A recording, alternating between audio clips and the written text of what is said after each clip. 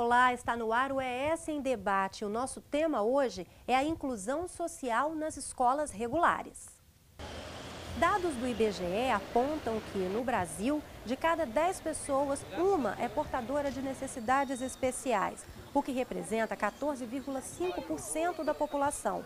Deste total, 48,1% são portadores de deficiência visual. Em segundo lugar estão os portadores de deficiência motora, seguidos dos portadores de deficiência auditiva, mental e física. De acordo com o Instituto Etos, 300 mil alunos com deficiência estão matriculados em classes regulares do ensino fundamental.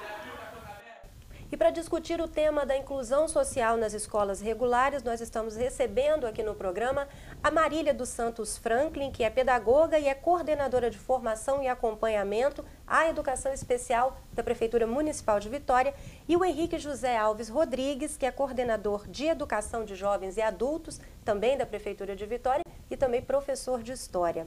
Marília, eu começo com você e eu faço um comentário antes. O mundo despertou para a inclusão social a partir de um decreto da ONU que transformou o ano de 1981 no Ano Internacional das Pessoas Portadoras de Deficiência. Ou seja, essa preocupação é recente, né? Inclusive o termo não é mais nem portador de deficiência, né? Pessoas com deficiência é o termo mais adequado.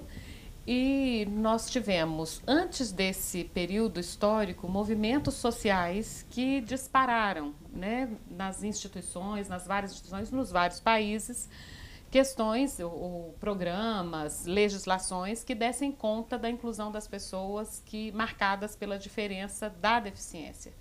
Então, um somatório desses movimentos vão culminar em grandes eventos como este, e de fato é um marco mesmo. Você tinha dito que a gente conversou um pouco antes do programa e você citou o pós-guerra como uma fase em que tudo isso começou, foi a partir do ponto de partida, né?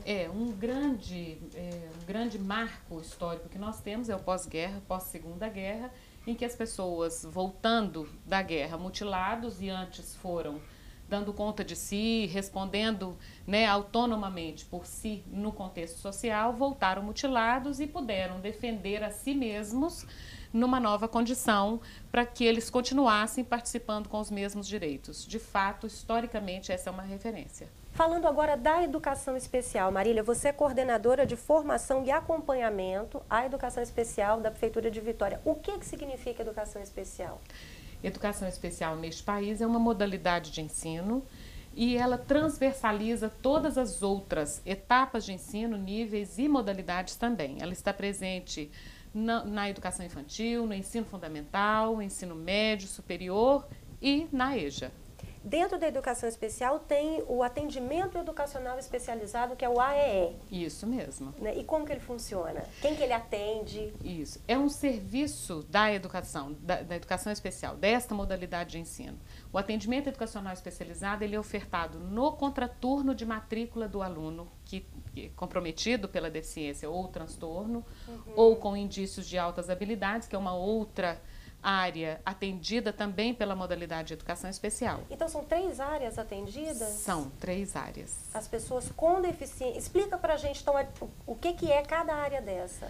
A área da deficiência, que envolve a deficiência física, a deficiência visual, a surdez, a motora, intelectual, né? Física, que está incluindo aqui, inclui a motora, e múltiplas deficiências também. Esta é o conjunto de deficiências que a educação especial atende. Tem os transtornos globais do desenvolvimento, que envolve as psicoses, que envolve o autismo como um conjunto sindrômico, né, de sintomas que determinam essa conduta, esse transtorno. E tem altas habilidades superdotação, que é um termo usado na legislação, que é uma outra área atendida, que atende as crianças com talento. E como que funciona na prática, né? Você estava falando da questão do contraturno. As crianças são matriculadas? São. As crianças são matriculadas pelo direito à educação, de estarem, né, matriculadas no sistema de ensino. A estas pessoas não podem, em hipótese nenhuma, ser negada a matrícula. Elas são matriculadas nas escolas regulares? Nas escolas regulares, nas escolas do desejo da família. Em nenhuma rede de ensino, pode ser negada a matrícula com base, tendo como referência a deficiência ou o transtorno, enfim. Elas são matriculadas, no caso da Rede Municipal de Vitória, e é ofertado o serviço da educação especial quando se identifica como público desta modalidade. Os serviços aqui em Vitória consistem no articulado, que nós chamamos de trabalho articulado. Ele é ofertado no turno de matrícula deste aluno, com o planejamento junto ao professor regente e o professor especializado e pedagogo, pensando estratégias de trabalho que deem conta da confecção de material, inclusive, quando necessário, para prover condições de inclusão deste aluno na sala de aula. E, para além desse trabalho articulado, o atendimento educacional especializado no contraturno. Aí é fora do horário da aula? Fora do horário, que é direito dele também, para além das 4 horas e 20 minutos, o tempo a mais de atendimento educacional especializado. Na escola? Na própria escola? Pode ser feito na escola ou, porque é facultado à família, é obrigação do poder público ofertar, mas é facultado à família levar a criança para o atendimento educacional especializado, seja na escola de matrícula dele, numa outra próxima, ou nos centros de atendimento educacional especializado, que é, por exemplo, neste município, a APAE, oferta. Então, quando ele está na escola, no horário de aula, ali o aluno que está enquadrado aí na educação especial, ele tem o atendimento articulado, como você falou. Então, ele tem um atendimento para se desenvolver dentro da sala de aula, junto com as crianças com certeza, que não têm aquele problema. Com certeza. Em casos mais agravados, demandam um tempo maior de planejamento e, por vezes, até o atendimento individualizado. E isso se dá com o professor especializado e, neste município também, com o apoio pedagógico feito com estagiários. E esses alunos, eles sofrem algum preconceito por parte das outras crianças? Essa é uma questão muito difícil de mensurar, porque ainda vivemos um tempo que acreditar no potencial de quem tem deficiência é algo que ainda há que se trabalhar muito, né? Mas vivemos um tempo melhor, certamente vivemos um tempo melhor. Não só pela legislação que assegura o direito de estar na convivência com os demais, mas também pela difusão, pelos os programas, pela capacitação, pela mídia. Vivemos um tempo em que essas discussões são mais alargadas, certamente. Isso contribui muito. Ok. Henrique, você coordena a educação de jovens e adultos, né, da Prefeitura de Vitória. Qual a faixa etária desse público? Pela lei, o sujeito da modalidade EJA começa a partir dos 15 anos de idade. Então, quer dizer, a modalidade ela é ofertada para adolescentes, jovens, adultos, inclusive idosos, né? Não tem limite de idade. Não tem limite, a partir dos 15 anos, né? Tem alguns casos específicos de menores, né, de 14 anos, né, com um tempo, pela legislação, só com autorização judicial, né, porque tem alguns casos pontuais, específicos, né, mas agora a modalidade ela começa a partir dos 15 anos de idade. E há pessoas com deficiência também? Sim. Né? Quer dizer, a modalidade EJA, ela tem tempos diferentes, né? A carga horária dos sujeitos da EJA é diferente do ensino fundamental ofertado para crianças e adolescentes. EJA é Educação de Jovens e Adultos, é uma sigla. É uma sigla, né? Mas agora, em relação à modalidade Educação Especial, está dentro da modalidade EJA. Então, quer dizer que todos os direitos que uma pessoa de deficiência tem, né, uma criança e adolescente tem na modalidade que a gente chama de ensino fundamental de 9 anos, na EJA tem também. Ou seja, tem o AEE, tem o professor especialista que acompanha, né, tem a formação. Nos nossos momentos de formação de profissionais de EJA, a questão da educação especial ela é tocada também, né? E só complementando a questão da Marília, não só na EJA, mas como um todo, né? Quer dizer, o aluno com deficiência ou com transtorno, ele não é aluno do profissional da modalidade ensino de educação especial, ele é aluno da escola. Então, pressupõe que o professor de história, o professor de matemática, ele tem que pensar formas alternativas para dar conta daquele sujeito, aquelas demandas pedagógicas, auxiliado por um profissional da educação especial. Né? Então, assim, a gente tenta quebrar, é o que diz a legislação, é o que o sistema de ensino proporciona, e a gente tenta quebrar essa cultura, que eu acho que são desafios. Algumas escolas, algumas equipes avançam, outras precisam de um acompanhamento melhor, porque como disse, é uma luta, né? É algo, né, que está se instituindo agora, mas a gente pensa dessa forma. Os profissionais são treinados? Como é que fica essa questão dos professores que não são exatamente da área de educação especial? Né? Como é que fica? O professor de história, como você, por exemplo, professor de matemática, há um treinamento para esses profissionais? O sistema de ensino de Vitória, ele tem na sua organização o programa, um processo de formação continuada. Os cursos que são oferecidos, os encontros formativos que são oferecidos, em todos eles tem a vertente que lida com esta especificidade, que é lidar com as diferenças, seja marcada pela deficiência, seja marcada por outra questão, porque a educação inclusiva não lida somente ou especificamente com a deficiência. Ela vai lidar com a diferença marcada pela raça, pela cor, né? Pela orientação sexual, enfim, as várias possibilidades de diferenças são abordadas nos encontros formativos que esse sistema propõe aos seus profissionais. Então, isso é interessante, era uma questão que eu ia trazer até para você também, a educação inclusiva, a inclusão social, ela é mais ampla. Bem mais ampla. Porque as diferenças são muitas. Isso. E, na verdade, a gente talvez fosse bom tratar como princípio, né? Em todos os programas de governo, ou em todas as ações, o princípio da inclusão está marcado. Os projetos desenvolvidos hoje pela Secretaria de Educação, eles trazem, todos eles, essa marca da inclusão de todos. Né? Pensar o ambiente de formação, pensar as estratégias pedagógicas, é preciso pensar para todos.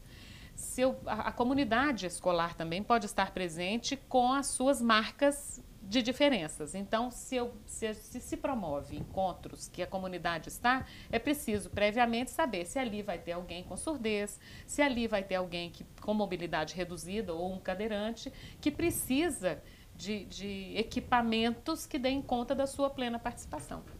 E a formação da mão de obra? Existem profissionais capacitados para lidar com a educação especial? Esse é um dificultador, né? Quando nós abrimos os editais de contratação, como foi agora recentemente, nós temos um quantitativo pequeno de pessoas que estão de fato habilitadas para dar conta, para se inscreverem, né? Para concorrerem a essa vaga. Bom, a gente vai retomar daqui a pouquinho esse tema da inclusão social nas escolas regulares, vamos falar mais um pouquinho de mão de obra também. Depois do intervalo, continue acompanhando o ES em Debate.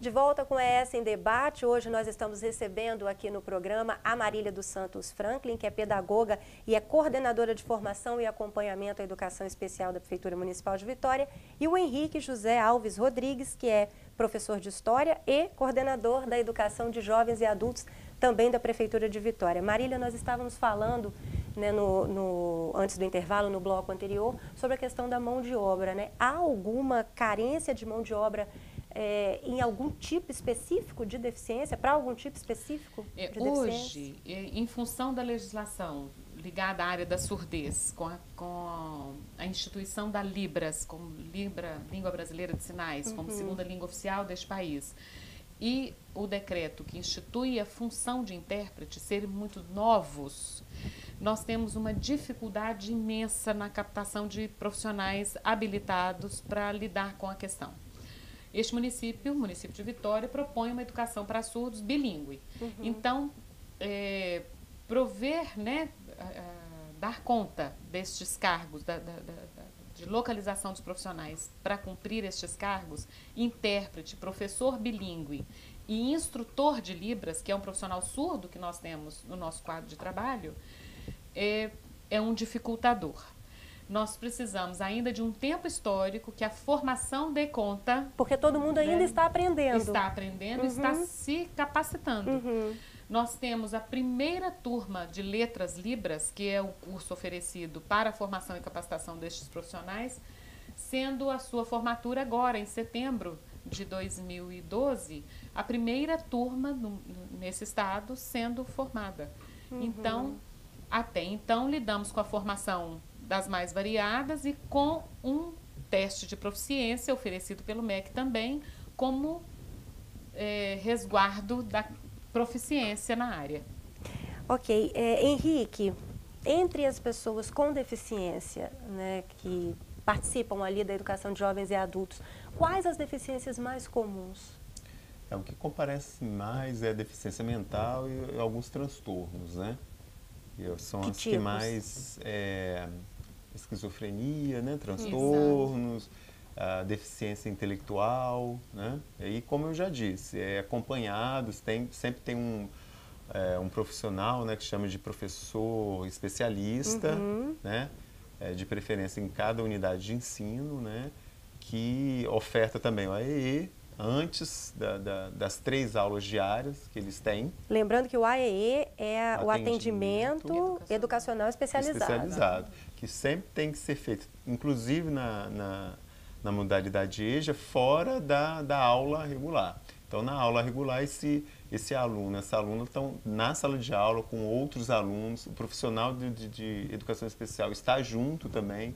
E a gente tem um planejamento, na modalidade EJA, sexta-feira é o dia do planejamento coletivo. Então, quer dizer que todos os profissionais que atuam em EJA naquela escola estão juntos, inclusive a professora de educação especial. Então, a grande questão é que ela vá, além de ter o planejamento dela especificamente, que é o AEE, ela vai estar subsidiando os outros profissionais a darem conta daquele sujeito, daquela aluna que tem uma determinada deficiência. O número é expressivo, o número de pessoas com deficiência no EJA, né? Ainda, eu acho que não em relação ao ensino para crianças e adolescentes, mas não que não exista demanda. É porque soma as duas coisas. O aluno, o sujeito da EJA, por si só, ele já não tem noção de direito. De que se eu não fui alfabetizado, ou não tem ensino fundamental, até a escolarização até os 15 anos, eu tenho direito, a Prefeitura de Vitória ela tem um dever de ofertar, então eu tenho o direito de cursar. Então, esse sujeito ele já foi tão, né, pelas condições de vida, tão excluído que ele não tem essa noção. Então, uma senhorazinha de 70 anos que não é alfabetizada, ela não tem a noção de que ela tem o direito, se ela quiser, de frequentar a sala de aula. Eles são vítimas da exclusão social há muitos anos. E se ela tem deficiência e um transtorno, menos ainda. Então, quer dizer, tem menos, mas não quer dizer que a demanda seja pequena. Então, quer dizer, o grande desafio nosso, enquanto escola, enquanto sistema de ensino, é estar cada vez mais divulgando isso, que é possível, dentro da EJA, ser ofertada a educação especial. A EJA já mostra que houve, historicamente, essa exclusão. E dentro dessa temática geral da inclusão, né, voltando ao que a Marília falou, né, quer dizer, a Prefeitura de Vitória, também o próprio MEC, trabalha com a inclusão enquanto princípio. Então, a modalidade EJA é um dos instrumentos de incluir. Então, a modalidade de educação especial, desculpa. Então, os sujeitos da EJA, eles todos são marcados por alguma diferença, mas é uma diferença que os levou a não ter acesso ao direito à educação. Então, não é qualquer diferença. Eu sou, né, pintadinho de sardinha, aí por isso tem uma diferença. Não, mas essa característica que levou a estar excluído de determinado direito. Mas agora, o fato de ser negro, o fato de ser homossexual, ser travesti, ter uma síndrome de Down, ser cadeirante, me leva, além de ser diferença, me leva a ser excluído.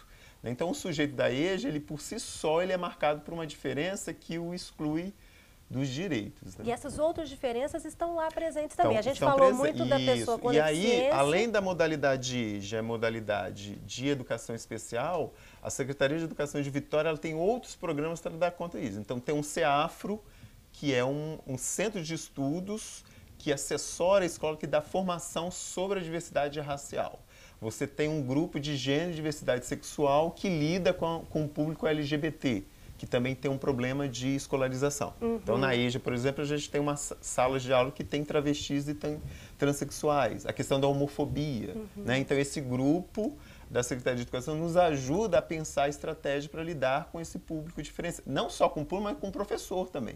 Porque se eu sou um professor que não fui formado dentro dessa dimensão da diferença que eu deveria ser formado, Às todos vezes nós. O preconceito pode partir do próprio professor, da instituição. A instituição escola, ela é marcada pelo preconceito. Então, o desafio é como a gente lida com esses novos sujeitos que não estavam na escola. Né? Então, você tem o programa de tempo integral. O tempo integral, a gente quer chegar num determinado momento em que todas as crianças que queiram possam estar no tempo integral. Como a gente não tem ainda essa dimensão, qual é um dos critérios? São as crianças que são mais vulneráveis. Crianças da periferia, crianças que a família está mais, mais vulnerável, vamos dizer assim. Então, é uma forma de inclusão também. Né? É uma outra pergunta que eu queria fazer, até para você, Marília, a questão da demanda. Né, esses programas de educação especial, né, por exemplo, o AE, ele atende, consegue dar conta dessa demanda, supre a demanda?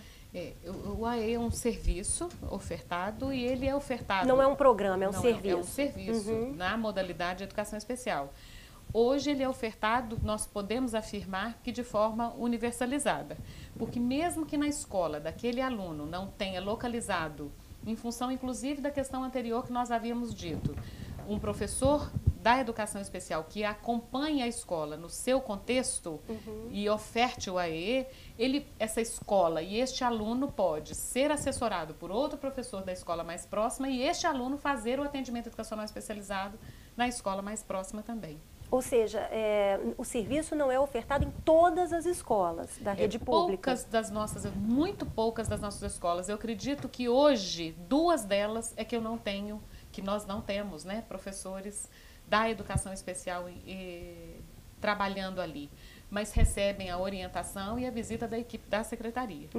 E estes alunos podem fazer, como são disponibilizados os serviços na escola mais próxima. E o resultado? Olha, o que se trabalhar com a educação especial. É o que garante a nossa estada todos os dias lidando com isso. Nós temos muitas experiências exitosas, isso nos faz muito feliz. A questão da surdez, por exemplo, né, a conquista do espaço de comunicação dentro de uma escola bilíngue, que é o caso, que é a oferta de serviço nesse município, é notória. Os alunos com surdez conquistando a língua de comunicação e esta sendo difundida naquele espaço ali, é motivo de alegria, não só para os ouvintes que aprendem um instrumento de comunicação, mas para o surdo ter com quem, né, dividir e lidar com isso de forma mais tranquila, se relacionar. Né? E o próprio professor lidar com esse sujeito como uma forma de comunicação mais viável. Aquele aluno que alijado, de certa forma, de um processo até então, pelos seus graves comprometimentos, quando ele começa a participar dos contextos e das atividades propostas, uma atividade extra que seja fora da escola, mesmo dentro da escola, no recreio, na merenda, participar com o outro, isso é fantástico. Para além desses, que para nós é o mais importante, quando a gente consegue fazer com que mais pessoas acreditem na capacidade de aprender conteúdo, isso nos faz estar todos os dias lidando, trabalhando e conversando sobre educação especial. E na EJA? Os resultados desse trabalho? Acho que é a mesma questão, né? Porque o sujeito da EJA, né, quer dizer, são jovens e adultos que têm um outro tempo de aprendizagem, né, independente da deficiência, né? Então, o profissional ele tem que lidar, porque você não está lidando com criança, com adolescentes, às vezes, normalmente você está lidando com um trabalhador que está chegando cansado na escola. É uma outra fase da vida, né? É uma outra fase da vida, ele tem outras informações, já tem outras preocupações. Quer dizer, o ritmo de aprendizagem dele, ele é altamente diferenciado. Com a deficiência, né, você muda mais ainda, né? Quer dizer, então, um profissional da EJA, por si só, ele já tem essa sensibilidade de lidar, né, com um ritmo de aprendizagem que é diferenciado, né? Mas sem esse tipo... A gente trabalha com ou sem deficiência. Mas sem esse tipo de iniciativa, essa política voltada para a educação especial, seria mais difícil dar continuidade aos projetos, né? Mas existe, na verdade, uma complementação, um conjunto, né, de políticas e programas e projetos que tem como princípio a inclusão. Não só a educação especial auxilia os processos desenvolvidos ali pela equipe da educação de jovens e adultos, também a educação de jovens e adultos contribui para as estratégias pensadas para esta equipe que vai trabalhar, né, numa outra fase e etapa de ensino. Exatamente. Então, é um conjunto de ações que tem como princípio a inclusão. E as escolas particulares? A gente está falando de escolas públicas, né, de Prefeitura de Vitória. As escolas particulares também têm que cumprir a lei. Tem que prevê a educação para todos, né? É a educação para todos. Nenhum equipamento público ou privado pode preterir uma matrícula com base na diferença. Hoje, a legislação prevê o direito de todos. Então, esta família, esta pessoa que se sentiu alijada com base na diferença, qualquer diferença, ela pode reclamar seus direitos, seja na esfera privada ou na esfera pública. Para a gente encerrar, em se tratando da deficiência física, por exemplo, um cadeirante, os espaços, as escolas, elas estão se adequando com relação à acessibilidade desses alunos? Certamente. Os nossos prédios, os prédios públicos de uma forma geral, não foram construídos num tempo em que isso era legislação, que isso era prerrogativa para a construção de prédios. Hoje, sim, os prédios novos precisam, para a obediência à legislação, serem construídos com os conceitos básicos de acessibilidade. Então, os prédios mais antigos têm que ser adequados de forma a dar acessibilidade, e neste caso arquitetônica, a quem precise, ou um cadeirante, ou quem tem mobilidade reduzida. Olha, eu agradeço muito a presença de vocês aqui, a Marília dos Santos Franklin, coordenadora de formação e acompanhamento à educação especial da Prefeitura de Vitória, ela é pedagoga também, o Henrique José Alves Rodrigues, que é professor de História e coordenador da educação de jovens e adultos da Prefeitura de Vitória. Foi um prazer conversar com vocês sobre esse tema. E você que nos acompanhou até agora, agradeço a sua audiência e continue acompanhando a programação da TV Assembleia. Este foi o ES em Debate, TV Assembleia, Canal Cidadão.